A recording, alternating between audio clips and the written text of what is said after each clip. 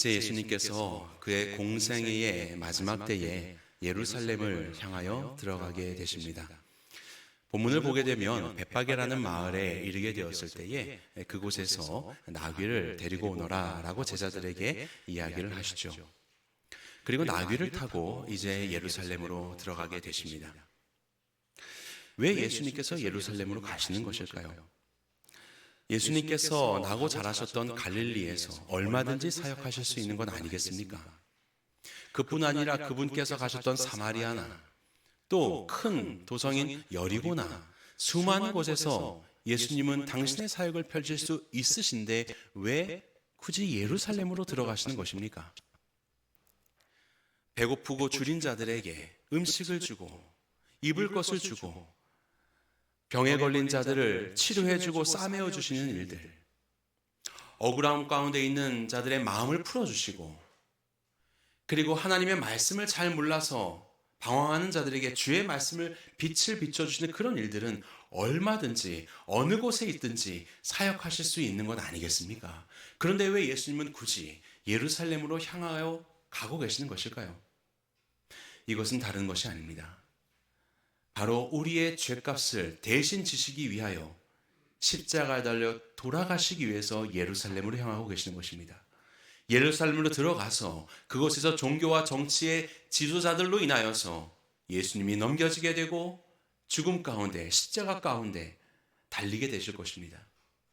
하지만 이것은 단순한 죽음이 아니라 우리 온 인류의 죄를 대신 지시는 구원자의 죽으심이요, 예수 그리스도의 죽으심과 부활로 인하여서 우리에게는, 바로 이 백성들에게는 단순히 이 땅을 살아가면서 먹어야 할 빵과 옷과 치유와 그러한 복락의 삶을 넘어서서 영원한 하나님의 자녀가 되는 진정한 복, 참된 복을 누릴 수 있는 길이 열리기 때문에 예수님은 이 복음을 위하여서 예루살렘으로 오늘도 향하고 계시는 것입니다.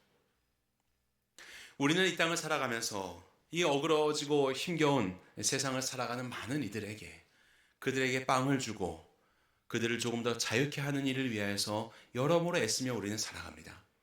이 모든 일들은 너무나도 중요한 일입니다. 그렇지만 가장 중요한 것은 무엇인가?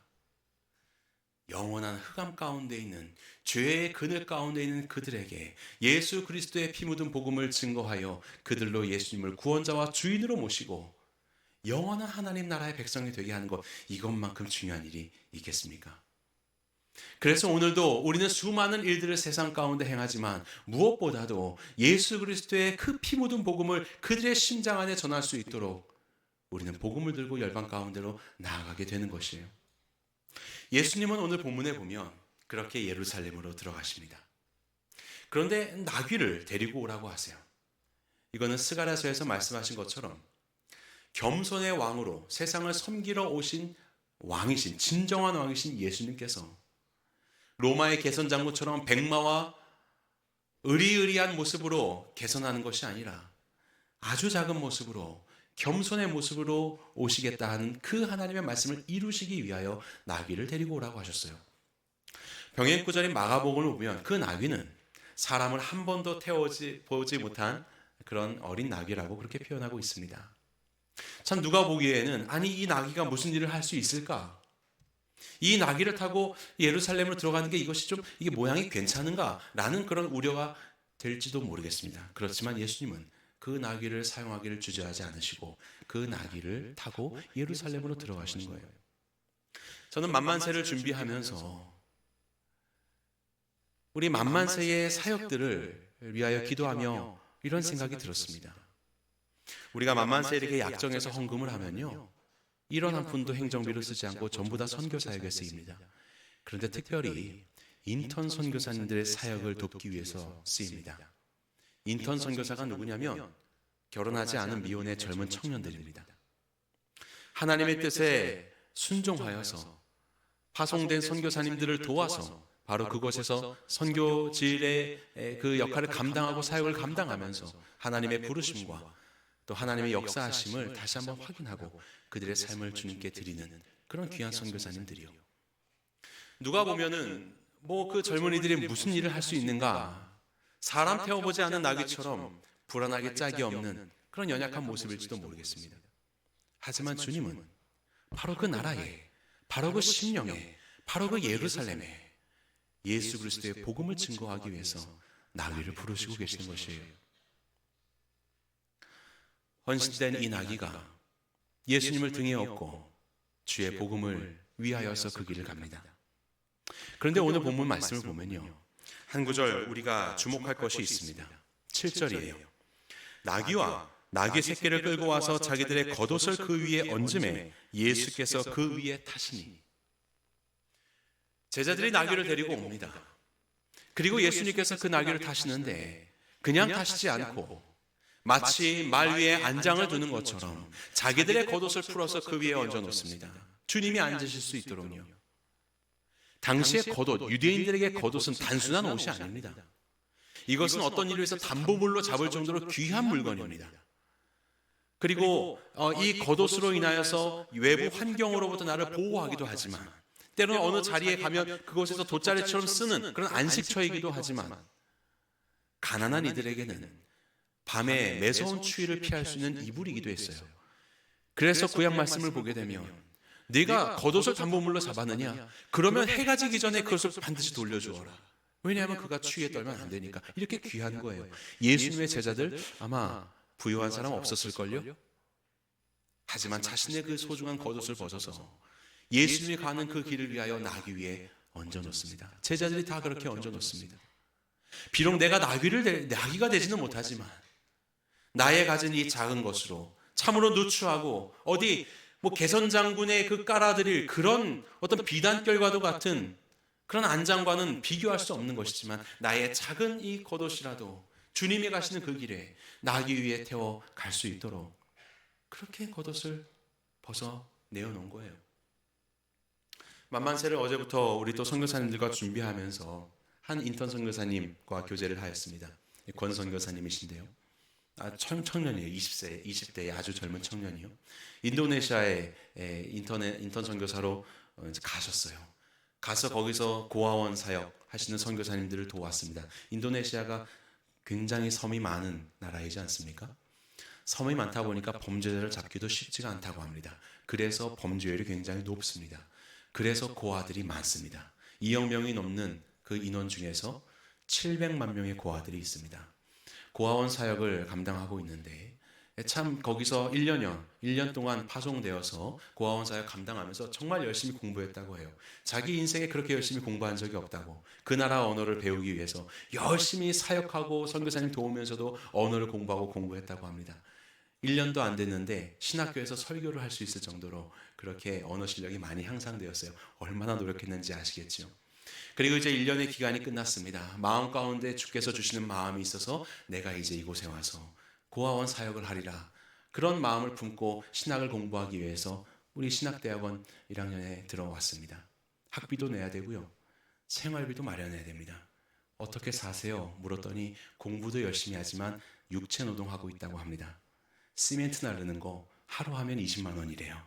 열심히 시멘트 나르고 그렇게 학비와 그렇게 생활비를 모금하고, 그래서 이제 졸업을 하고 하나님이 준비시키시면 그 나라로 가서 700만 명의 고아들, 몇 명이 될지 모르지만 허락하시는 그 영혼들에게 참된 아버지와 우리의 가족을 그렇게 복음으로 그들을 품어주고 사랑하기 위해서 우리 인턴 선교사 한 명이 그렇게 학교에서 준비를 하고 있고, 또 우리 교회도 지금 같이 예배를 드리고 있습니다.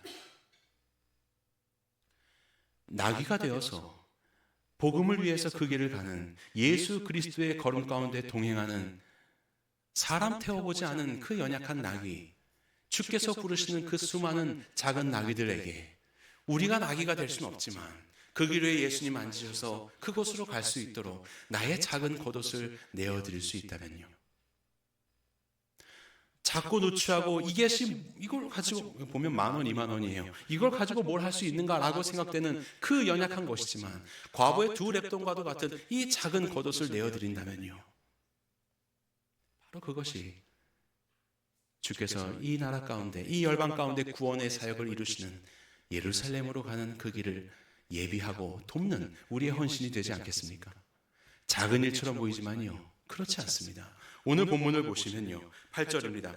무리의 대다수는 그들의 겉옷을 길에 펴고 다른 이들은 나뭇가지를 베어 길에 펴고, 그리고 앞에서 가고 뒤에서 따르는 무리가 소리 높여 이르되 호산나 다윗의 자손이여 찬송하리로다. 이름 모를 사람의 헌신으로 인해서 나귀가 오게 되고요, 제자들은 자기의 겉옷을 펴서 그 나귀 위에 얹어 놓습니다. 이 작은 겉옷이지만, 이 누추한 허름한 것이지만 이 나귀 위에 주님 앉으십시오.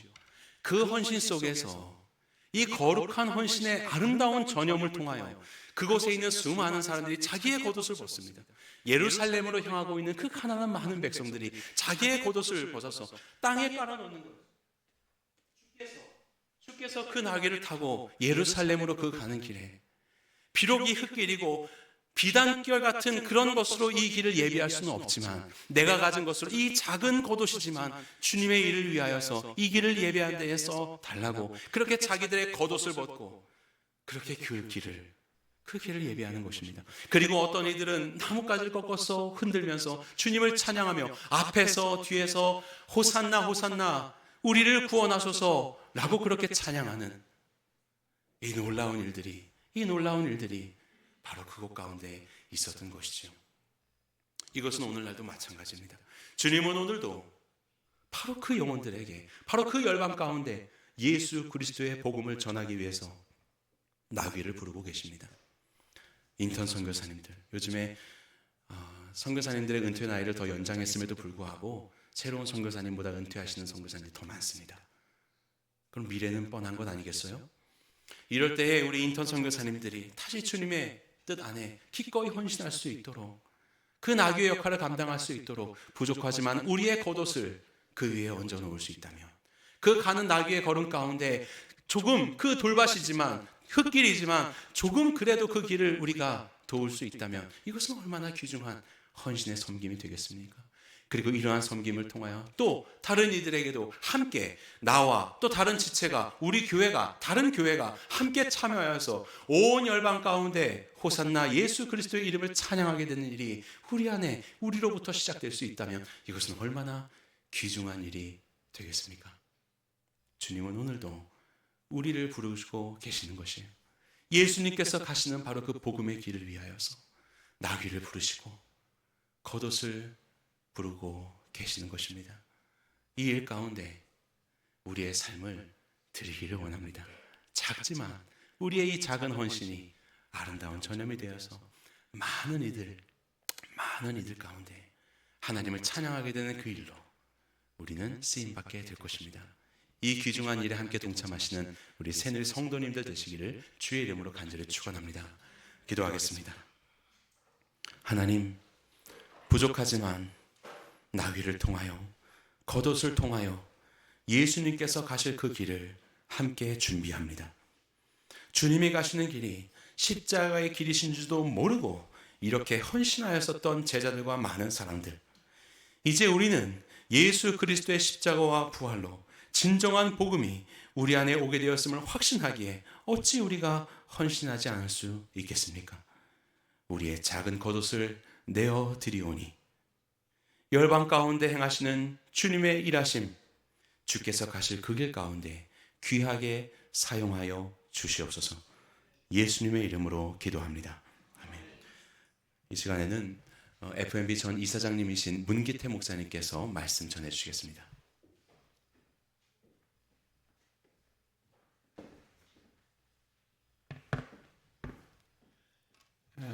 제가 오늘 교회 안에 들어오는데 어느 분이 인사를 하시더라고요. 가장 행복한 교회 새누리교회입니다. 어떤 면에서 여러분들이 행복할까? 오늘 예배를 참석해 보니까 피부에 와 닿습니다. 여러분들이 드린 예배가 정말 아름답고 또 우리 이웅 목사님 설교에 아주 제가 큰 은혜를 받습니다. 이렇게 훌륭한 은혜로운 설교를 여러분들이 매주 들을 수 있으니 정말 행복할 것 같습니다. 저도 매주 이 교회 와서 예배드리고 싶은 마음이 간절합니다. 할렐루야. 우리 한번 저 말씀을 함께 보시죠. 빌립보서 1장 3절부터 11절인데요. 저도 3절부터 6절까지만 읽어드리겠습니다. 빌립보서 1장 3절에서 6절 말씀입니다.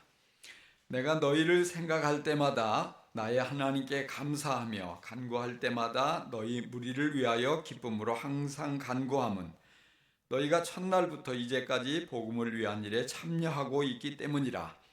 너희 안에서 착한 일을 시작하시니가 그리스도 예수의 날까지 이루실 줄을 우리가 확신하노라. 아멘. 아멘. 여러분의 교회, 새누리교회가 성경 속에 등장하는 많은 교회 중에 어떤 교회를 모델로 삼고 있습니까? 새누리교회에 관한 이야기를 오래전부터 많이 들었어요.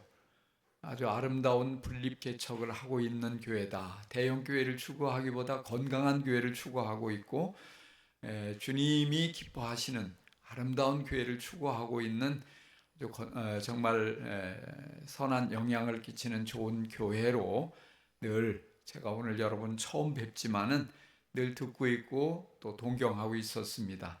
또 전에 안진선 목사님이 우리 선교 포럼에 한 2번 정도 와서 그 새누리교회의 선교에 관한 얘기를 이렇게 들려줬어요. 그 들으면서 참 닮고 싶다. 정말 잘하고 있구나. 이런 좋은 인상을 받고 있었습니다.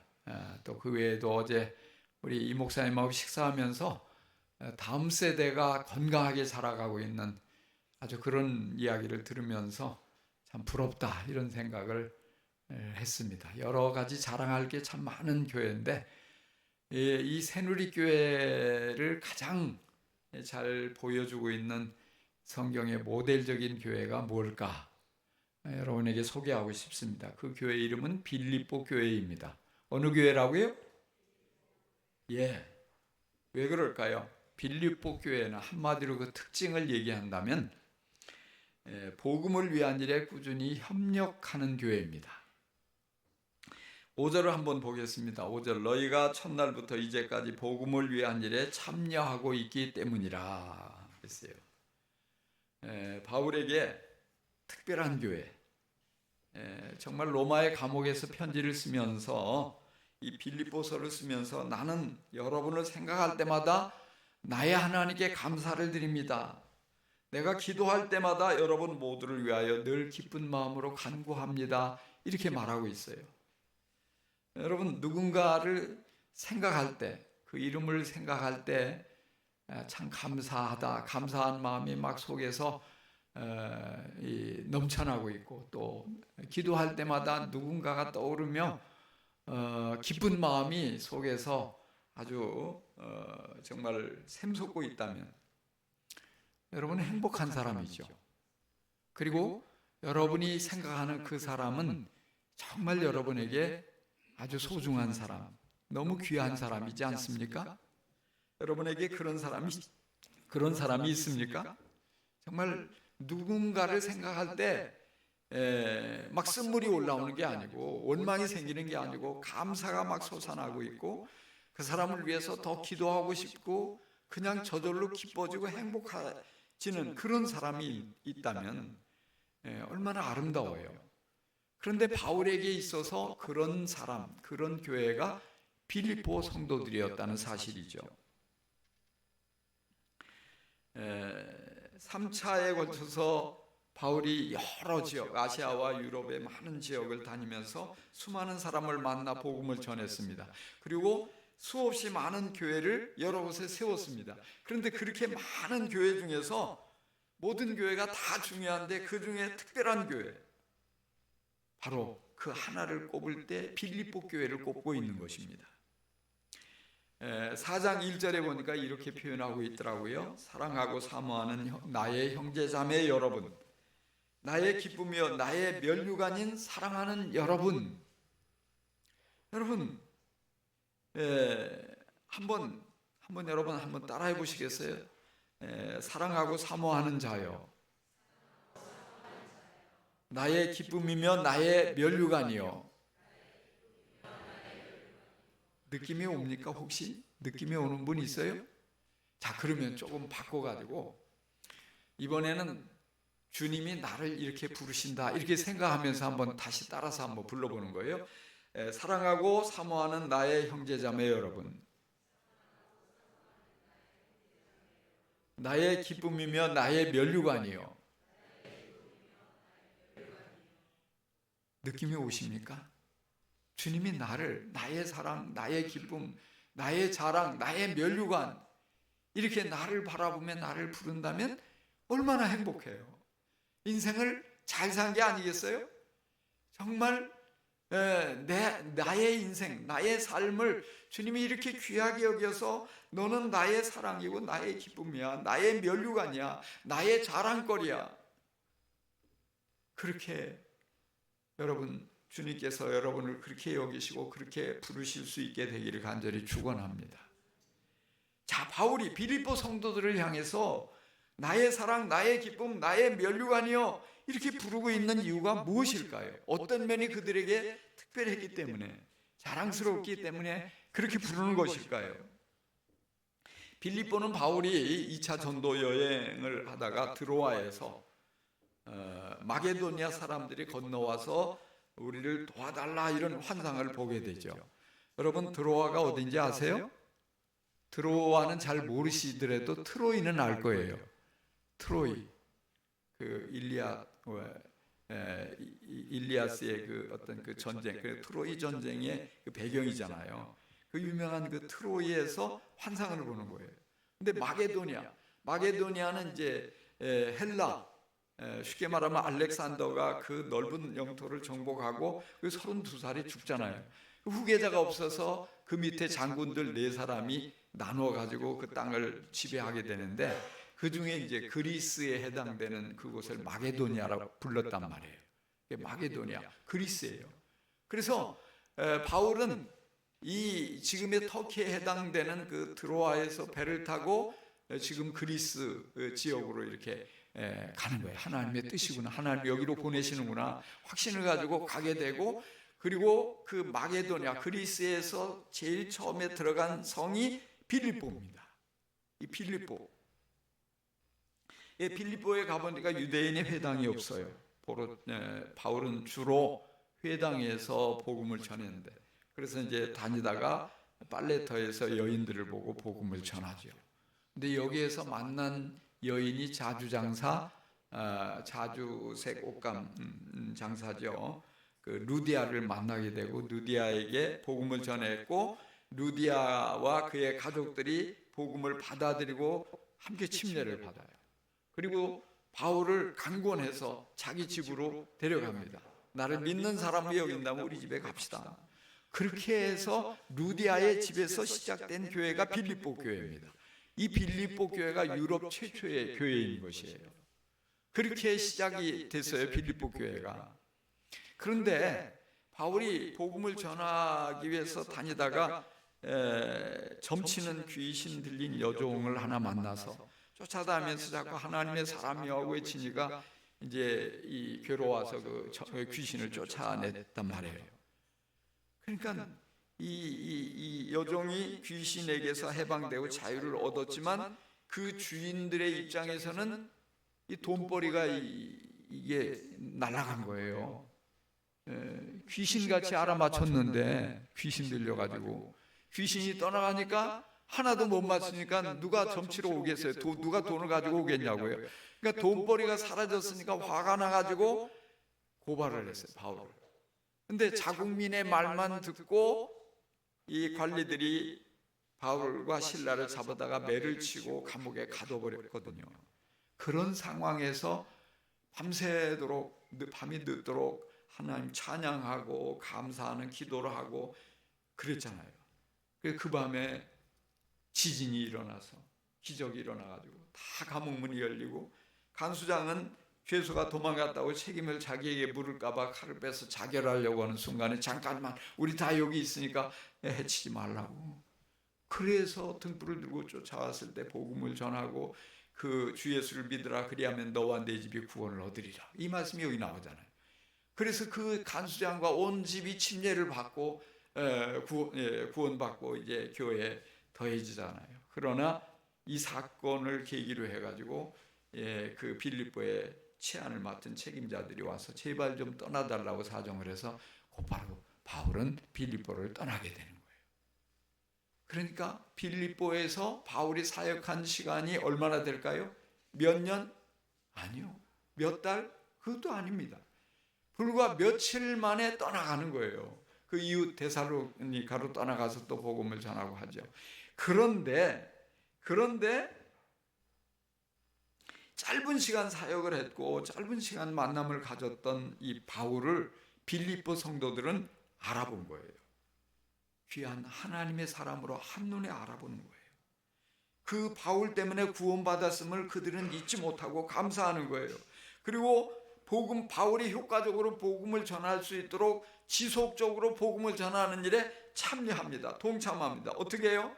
오늘 너희가 첫날부터 이제까지 복음을 위한 일에 참여하고 있기 때문이라. 그래서 바울은 그들을 생각할 때마다 감사하고 그들을 위해서 기도할 때마다 하나님께 이렇게 기쁜 마음으로 기도를 했던 것이죠. 근데 어떻게 협력을 했느냐 하면 바울을 위해서 헌금을 보냈어요. 4장 15절에 보니까 빌립보의 교우 여러분도 아는 바와 같이 내가 복음을 전파하던 초기에 마게도냐를 떠날 때 주고받는 일에 협력한 교회는 여러분밖에 없습니다.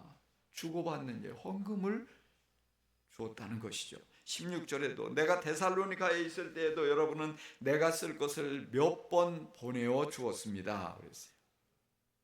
여러 번 지속적으로 선교 헌금을 보낸 교회가 빌립보 교회예요. 그리고 여기 10절에도 보니까 나를 생각하는 마음이 여러분에게 지금 다시 일어난 것을 보고 나는 주님 안에서 크게 기뻐하였습니다. 지금이 언제예요? 바울이 로마에서 감옥에 갇혔을 그때 또 헌금을 보낸 거예요. 그래서 바울이 감동하고 있는 거예요. 특별히 이렇게 바울에게 헌금을 보내줌으로써 바울을 격려하고 바울을 응원했던 것이죠. 수많은 교회를 세웠지만 이런 교회는 빌립보 교회에 아무리 성경을 찾아봐도 찾을 수가 없습니다. 특별히 바울이 복음을 전하다가 감옥에 갇혔다는 소식을 듣고 또 헌금을 해서, 그래서 그 헌금을 에바브라 디도 편에 보내서 위로를 합니다. 에바브라 디도는 바울의 제자이기도 하지만 빌립보 교회 담임 목사예요. 근데 가장 믿을 수 있는 사람 디도에게 그것을 보내고 또 감옥에 갇혀 있는 이 바울을 실질적으로 그 감옥까지 가서 도울 수 있도록 디도를 보내는 거예요. 그러니까 안디옥 교회는 사람을 보냈지만 빌립보 교회는 사람과 함께 헌금을 같이 보낸 교회예요. 그런데 일이 생겼어요. 바로 디도가 로마에 와서 병든 거예요. 보통 병이 든 게 아니고 죽을 병에 들어서 죽어가는 거예요. 그런 상황에서 죽음 직전에 또 하나님께서 은혜를 주시고 아마 바울도 열심히 기도했겠죠. 빌립보 교회 성도들도 열심히 기도했을 거예요. 모두가 걱정하며 기도하는 가운데 하나님이 긍휼히 여기시고 기적을 행하셔서 디도가 살아났습니다. 치료가 됐습니다. 그러자 바울은 그 디도를 다시금 빌립보로 보냅니다. 그러면서 쓴 편지가 빌립보서예요. 그리고 그 편지를 디도의 손에 들려서 빌립보의 성도들에게 읽혀지게 된 것이, 그것이 오늘 우리가 읽고 있는 이 빌립보서 성경 말씀이에요. 그러니 빌립보 성도들이 사랑스럽겠습니까? 사랑스럽지 않겠습니까? 너무너무 사랑스러운 거예요. 너무 보고 싶은 거예요. 빌립보 성도들이 너무 자랑스러워요. 그래서 나의 사랑, 나의 기쁨, 나의 면류관이라고 부르고 있는 것입니다. 생각을 해보세요. 바울이 빌립보서를 쓸 때는 노년기라고요. 바울은 우리가 아는 것처럼 로마에서 순교를 당해요. 참수를 당하고. 그런데 이 감옥에서 여러 편지들을 쓰죠. 옥중서신이고 디모데 전후서 뭐 이런 말씀들이잖아요. 그런데 그 시기가 언제겠어요? 아마도 죽기 1, 2년 전 아니면 길어야 2, 3년 전일 거예요. 그러면 얼마나 바울도 자기의 남아있는 시간이 얼마 되지 않는다는 것을 느꼈을 거예요. 노년의 기력도 쇠하고 감옥에 갇혀서 가고 싶은 곳 마음대로 갈 수도 없고 뭐 사역을 해도 한계가 있고 그런 가운데서 위로를 받고 용기를 얻어서 이렇게 주옥 같은 성경을 기록을 하고 그런 가운데서 그 어떤 갇힌 가운데 또 열심히 복음을 전하고 마지막 순간까지 모든 것을 쏟아부을 수 있도록 한 가장 큰 용기를 북돋아준 교인들이 빌립보 교인인 것입니다. 바로 나의 사랑, 나의 기쁨, 나의 면류관. 이것은 바울이 빌립보 성도들을 향해서 느끼는 감정이기도 하지만은 주님께서 빌립보 성도들을 향해서 느끼는 그런 감정이에요. 얼마나 아름다운 감정이에요. 주님께서 새누리교회 성도들을 늘 바라보시면서 똑같은 감정을 느끼고 똑같은 이름으로 나의 사랑, 나의 기쁨, 나의 면류관이라고 부를 수 있게 되기를 간절히 축원합니다. 그렇습니다. 우리가 아는 대로 바울은 자비랑 선교사입니다. 장막을 키워주고 돈을 거기서 벌어서 그걸로 생활하면서 사역을 한 자비랑 선교사입니다. 그렇지만 노년기에 접어들었을 때 그 일은 한계가 있었을 거예요. 그 일도 하고 복음도 전하고 여행도 하고 너무 힘들었을 거예요. 그런데 빌립보 교회가 헌금을 모아서 보내주었을 때 복음을 전하는 일에 더 집중할 수 있었을 것입니다. 바울은 4장 13절에서 그렇게 말합니다. 내가 궁핍하기 때문에 이런 얘기를 하는 게 아니다. 나는 어떠한 형편에서도 자족하는 걸 배웠다. 그렇지만 너희가 내 괴로움에 참여했으니 잘하였도다. 내가 선물을 구하는 것이 아니고 오직 너에게 유익하도록 풍성한 열매를 구함이라 이렇게 표현합니다. 실제적으로 그 헌금은 선교 헌금은 바울에게도 유익했지만 빌립보 성도들에게 큰 유익이 되었습니다. 왜? 풍성한 열매를 맺게 되고 믿음이 성숙하고 주님께 귀하게 쓰임받는 도구가 되었기 때문에 그렇습니다. 더 나아가서 그 헌금은 바울뿐 아니라 주님을 기쁘시게 한 것이고 주님께 향기로운 제물이 되었다고 바울은 표현하고 있는 것입니다. 제가 3년 전에 우리 교단의 해외 선교의 이사장으로 선출이 됐어요. 그래서 이사장이 돼서 하나님 나를 뭘 쓰시려고 이런 큰 직함을 주시나 이렇게 고민을 하다가 본부에서 회장님의 그 보고를 듣게 되었어요. 근데 그 중에 가장 한 가지가 딱 뇌리에 남고 떠나지 않는 거예요. 그게 우리 교단의 선교사가 한 700여 명이 되는데 그 중에 3분의 2 이상이 생활비와 사역비 다 합쳐가지고 200만 원에 못 미치는 후원을 가지고 사역을 한다는 거예요. 그러니까 이런 얘기를 하니까 어떤 분은 나도 200만 원이면 사는데 근데 우리 해외에서의 200만 원과 이 땅에서 200만 원 차이가 커요. 해외는 돈이 훨씬 더 많이 들어간다고요. 우리 교인들을 보니까 해외 주재원으로 파견되니까 큰 집에 사는데 회사에서 다 그 돈 다 지원을 해줘요. 자동차도 주고 기사까지 붙여주고 그리고 여기 한국에서 받는 돈보다 훨씬 더 많은 월급을 주고 자녀 교육비 다 대주고 그렇게 살더라고요. 어려우니까 그렇게 하니까 해외로 나가는 거예요. 근데 우리 선교사님들은 너무 열악한 환경 속에 사역하면서 그 중에 제일 어려움이 뭐냐면 재정적인 부족 때문에 힘들어하고 있는 거예요. 그래서 이걸 위해서 내가 뭔가 할 수 있는 일이 있겠구나. 기도하는 가운데 제가 본부에 가서 이제 우리 직원들 밥을 한번 사주고 그리고 총무를 불렀어요. 회장이 2030 비전을 선포했는데 비전이 너무 좋더라.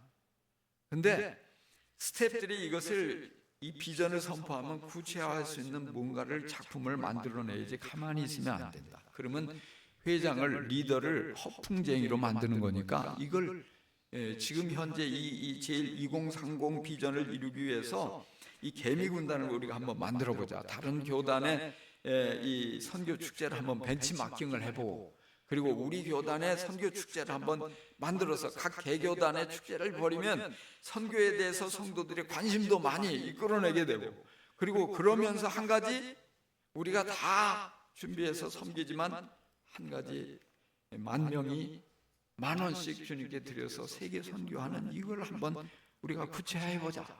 그랬더니 한 달 만에 이걸 계획을 딱 세워가지고 저한테 브리핑을 하는 거예요. 그리고 마지막에 이사장님 교회에서 1번 타자로 만만세 선교 축제를 합시다 그러는 거예요. 그래서 제가 꼼짝없이 호각 꿰가지고 2023년도 2월 첫 주에 우리 교회에서 제1회 만만세 선교 축제를 벌렸습니다. 그랬더니 성도들이 감사하게 많이 동참하고 너무 행복해하는 거예요. 너무 좋아하는 거예요. 너무 잘했다. 내가 딴 건 몰라도 이거 하나는 참 잘했다. 주님 앞에 크게 칭찬받을 것 같아요. 제가 지난주에 41년 1개월 사역을 하고 우리 교회에서 은퇴를 했어요. 그리고 이 교단에서 목사님 순회 선교사를 해주십시오. 5년 동안 순회 선교사로 임명을 받았거든요. 그래서 지금 1번 타자로 지금 새누리교회에 와서 순회 선교사 사역을 하게 되는 겁니다. 어떻습니까? 여러분 교회에 또 이런 1번 타자의 영광이 주어졌습니다. 자, 그런데요, 이걸 왜 하냐면요, 그 10,000명이 10,000원씩 헌금을 하면 한 달이면 1억 원이 돼요. 그러면 이 돈을 가지고 50만 원씩 200가정을 지원해 줄 수 있는 거예요. 어마어마한 거잖아요. 지금까지 뭐 다른 교단은 교단에서 이제 그 총회비를 모아가지고 선교사들 다 후원을 해주지만 우리 교단은 그게 안 되니까 총회에서 일원 한 번 안 도와주니까 직접 후원자들을 모집해야 되고 발로 뛰어야 되는 거예요. 근데 처음 나가는 선교사를 누가 믿고 후원을 얼마나 하겠냐고요. 이거 어려운 거예요, 후원 받기가. 특히 우리 목사님이 얘기했지만 인턴, 이제 20살 간 넘긴 대학생, 청년들, 신학생 이 인턴 선교사로 간다고 하는데 어디 가서 누구한테 후원을 받냐고요. 그 지금 이거를 시작을 2023년부터 시작을 했어요. 파송되는 선교사 30만 원씩 지원하고 특별히 인턴 선교사도 30만 원씩 또 그 외에도 이제 여러 훈련 받고 나가면 또 중간 MUT 훈련이라고 7년에서 10년 되면 또 중간 훈련 받는데 또 거기도 지원하고 지금 이게 얼마나 중요한 일을 우리가 하고 있는지 몰라요. 선교지의 분위기가 완전히 바뀌어졌어요.